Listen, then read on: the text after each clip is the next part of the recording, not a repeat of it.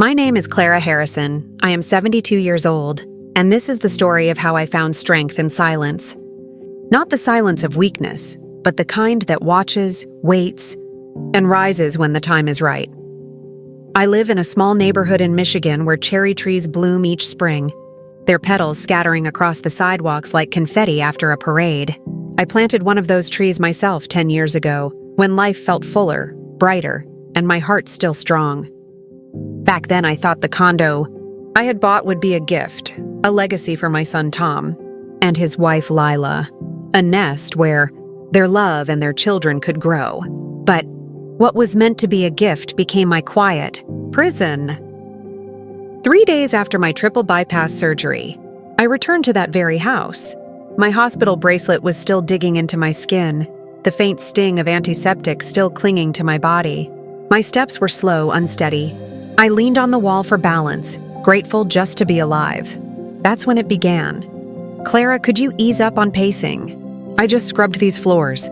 Lila's words were not loud, but they cut deep. Not for what she said, but for how she said it. Like I was a bother, an unwanted guest in my own home. "Sorry," I whispered, lowering my head, moving back toward the tiny corner they had given me. It wasn't a bedroom, not even a proper guest room. It was the old dining nook, curtained off with a thrift store sheet, a narrow cot squeezed against the wall, and a plastic dresser that wobbled each time I opened it. The thermostat was broken in that part of the condo, and at night, the chill would seep into my bones. It was a cold that reminded me every hour of what I had become in this house, an afterthought, a burden. I used to imagine this condo as a place of warmth. I'd worked as a school secretary for 27 years, saving every penny. When my pension came, I poured it into this place. I chose the kitchen counters carefully, thinking Lila would love them. I pictured birthdays in the living room, grandbabies running through the hallway, Tom smiling like his father used to. But dreams can curdle when kindness dries up. Tom looked at me differently after my surgery. Less like his mother, more like an obligation. His silences said more than words ever could. When Lila spoke, he stayed quiet, and in that quiet, I heard his agreement. The first few weeks I tried to help. I folded laundry. I offered to cook. I even suggested small things like baking pies with the cherries from the tree outside. But Lila waved me off. "You might break something. Clara, best to sit." Her voice was sweet in front of others, but flat and sharp when no one was listening. One morning, I overheard her whispering into her phone. "She wanders around like a ghost," she said, laughing softly. "It's eerie!" I froze in the hallway, my heart stinging worse than the incision in my chest. After that, I made myself smaller, quieter. But no matter how small I became, I was never small enough. "She just sits there," Lila muttered one evening as I shuffled to the bathroom. "Like a toddler and a ghost combined. And she doesn't even pay rent." Tom stayed silent. The words sat heavy on my chest. Rent in the home I had bought. The deed still bore my name, Clara M. Harrison, sole owner. They didn't know, or maybe they didn't care. They acted as if the condo had already passed into their hands, like I was just an unwanted reminder of the woman who had given it to them. That thought kept me going. That single piece of paper, tucked away in my old metal filing box, whispering to me in the dark, "You still have power. You are not invisible." But things grew worse. Nights in that condo grew longer than any hospital stay. The clock ticked louder than my heart monitor ever did. The radiator rattled like bones, failing to push out heat, while I lay curled on the cot in that dining nook, clutching an extra sweater I'd dug out of a donation bag. Tom's footsteps used to be comforting when he was a boy. Little stomps up the stairs, his voice calling out for me. Now they were heavy, deliberate, paired with Lila's sharp clicks of her heels, echoing like judgment down the hall. One evening, I dared to step into the living room, hoping for company. The TV glowed, their laughter filling the space. Lila sat cross-legged on the couch, scrolling on her phone, while Tom rested with his arm draped behind her. I cleared my throat softly. "Mind if I sit for a bit?" Lila's eyes flicked up, then back down. "It's just, we're watching our show. Maybe later?" Tom didn't even look at me. I froze there, standing in my own home, unsure whether to move forward or retreat. The silence swallowed me whole. My hands trembled as I turned back to the nook. The cot creaked when I sank down, my chest tightening, not from surgery stitches this time, but from the ache of being unseen. That night I heard them whispering. "She doesn't do anything," Lila murmured. "She's still recovering," Tom said quietly. "But she just sits. It's like having a shadow in the house." "She'll get better," he said, though his tone lacked conviction. "Or worse," Lila replied. "And then what?" I bit my lip until I tasted copper. Their words clung to the air long after they'd gone to bed. The next morning, I made an effort. I set the table neatly, placing mugs where they always liked them, folding napkins the way I used to when Tom was little. When Lila walked in, she frowned. "Oh, you didn't need to fuss. We do breakfast quick on the go." She grabbed a granola bar. Tom followed, coffee in hand. Not even a glance at the table. The chairs sat empty, the napkins untouched. I stared at the spread I had prepared, my hands limp at my sides. Later, when I tried folding laundry, Lila stopped me mid-task. "No, Clara, these are delicates. You'll stretch them out." She pulled the shirt from my hands and refolded it briskly. The message was clear. "Don't help. Don't touch. Don't belong." I withdrew, retreating deeper into the shadows. Each day, I wrote small notes in my notebook, my only witness. Oct 14, called a ghost again. Oct 17, laundry not allowed. Oct 20, she said I'm extra baggage. Those words on paper kept me anchored, reminding me I wasn't imagining the cruelty. But there was one thing they didn't know. This condo, this so-called gift I'd meant for them, wasn't theirs. My name was still on the deed. Clara M. Harrison, sole owner. I kept that truth tucked close to my chest like a secret weapon. One evening, while sipping water in the dim kitchen, I heard Donna's voice on speakerphone. She was Lila's mother, arriving soon from Arizona. "Oh, I can't wait to see the place." "I'll take the guest room, right?" "Yes, Mom," Lila said. "We've already cleared space. Clara can manage in the laundry room." "It'll be fine." My breath caught. The laundry room. A closet with machines, no window, no warmth. They were already planning my eviction from even the dining nook. I stood in the shadows, gripping the counter, feeling my pulse race. That night, as I lay awake listening to the dryer's hum, I whispered to myself, "They think you're invisible. But you're not. You're still here." And for the first time, the thought of survival began to sharpen into something stronger. Resolve. Donna's arrival came on a Thursday. I remember because the sky was a bleak pewter gray, the kind that presses down on you like a weight. The front door swung open, and in she floated, wrapped in a silk scarf, her perfume trailing behind her like a flag announcing victory. "Oh, what a darling place," she said, sweeping her eyes across the living room. "So cozy," Lila beamed, guiding her mother into the guest room with its soft duvet, scented candles, and ensuite bath. I hovered in the hallway, clutching my sweater, waiting to be acknowledged. I wasn't. Instead, Tom carried in her luggage, fussing over her like a boy desperate for approval. "Here, Ma, let me take that." "Ma." That word cut deeper than I expected. He hadn't called me Ma in months. Now it belonged to someone else. By evening, the condo felt like a stage I'd been written out of. Lila and Donna lounged in the kitchen, laughing over cups of chamomile tea.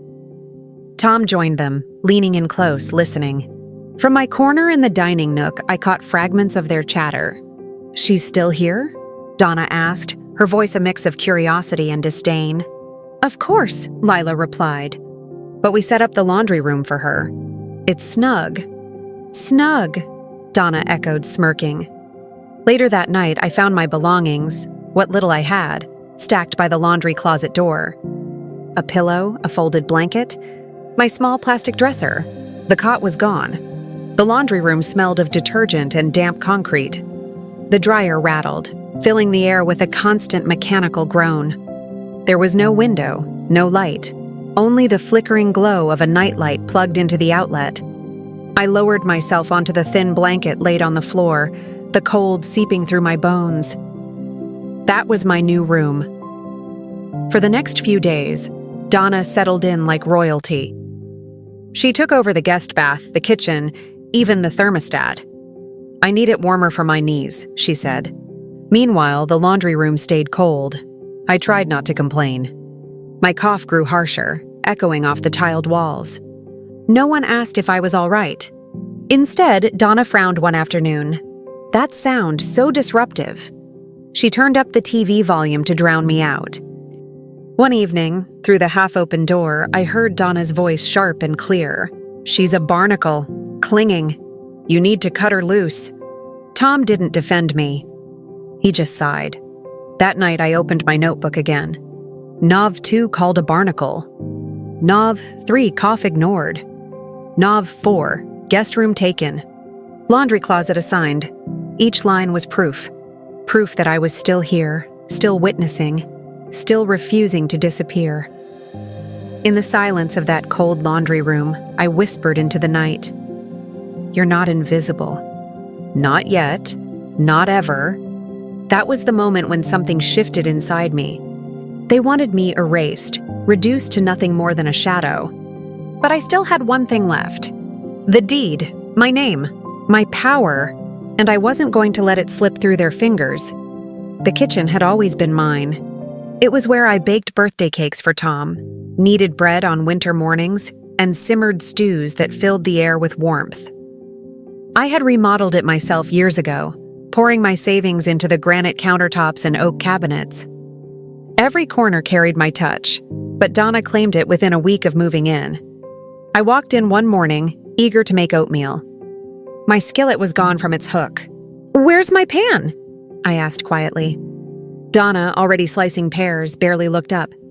"Oh, I stored it. Old pans hold on to grease. I like things cleaner." I said nothing, but my chest tightened. By the second week, she had rearranged everything. My spice rack vanished. The cinnamon and nutmeg I'd used for decades were shoved into a cardboard box. In their place stood tiny glass jars with pristine white labels. Thyme, tarragon, Himalayan salt. When I reached for my cinnamon one evening, Donna blocked me with a smile that didn't reach her eyes. "I'll handle the cooking. Lila and Tom prefer my lighter touch." I nodded and stepped back, but inside I burned. Once, late at night, I tried to toast bread. The new air fryer confused me, all buttons and blinking lights. Donna walked in, hair in curlers, frowning. She snatched the bread from my hand. "These machines are smarter than you think. Don't break it." I went back to the laundry room hungry. Even eating leftovers became a battle.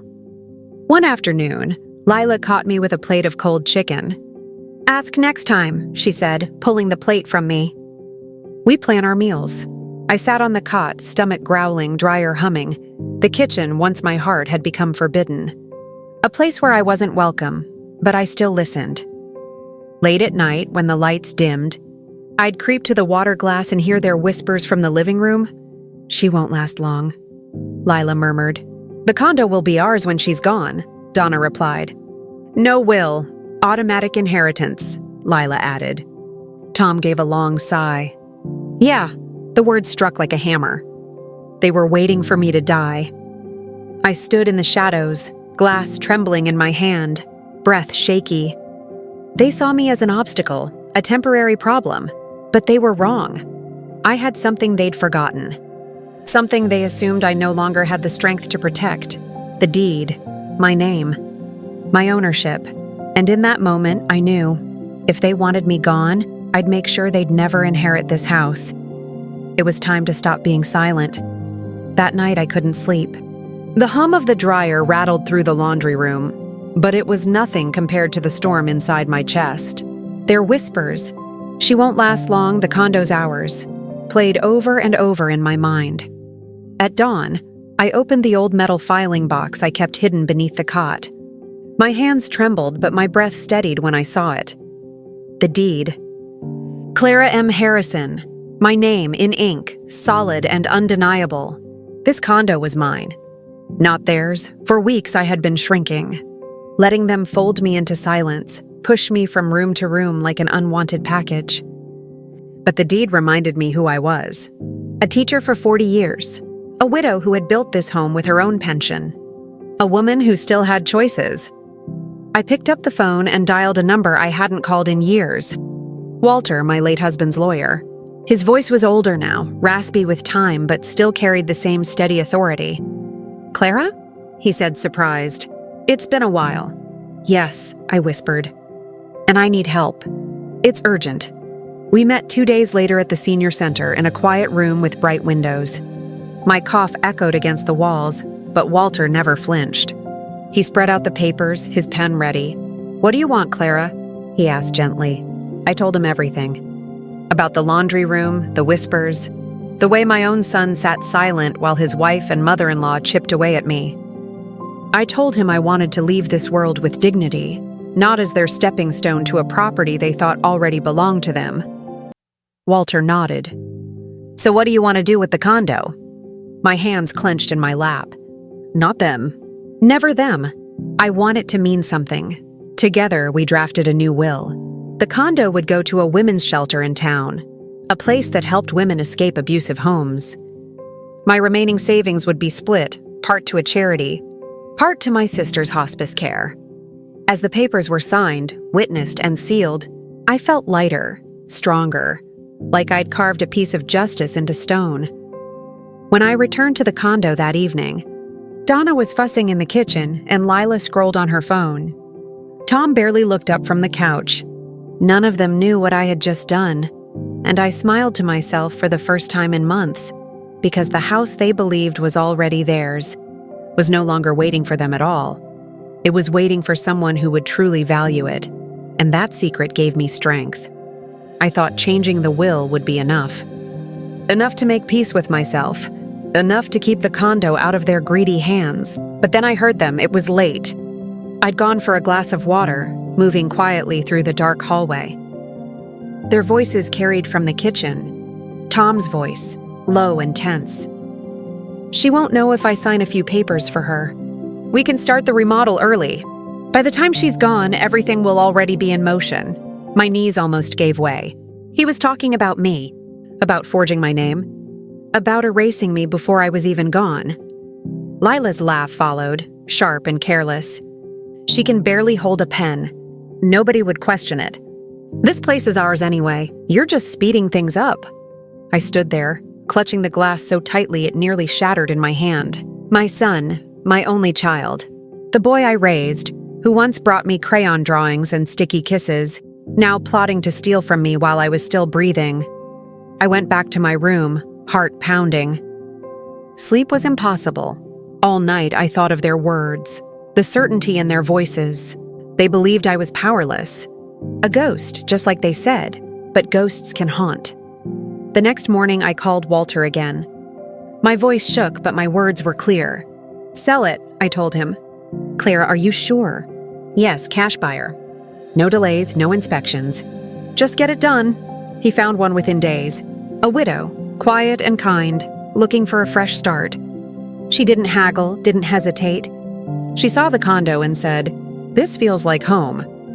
That was all I needed to hear. The closing was set for 10 days. 10 days until this house, my house, slipped out from under Tom and Lila like sand through their fingers.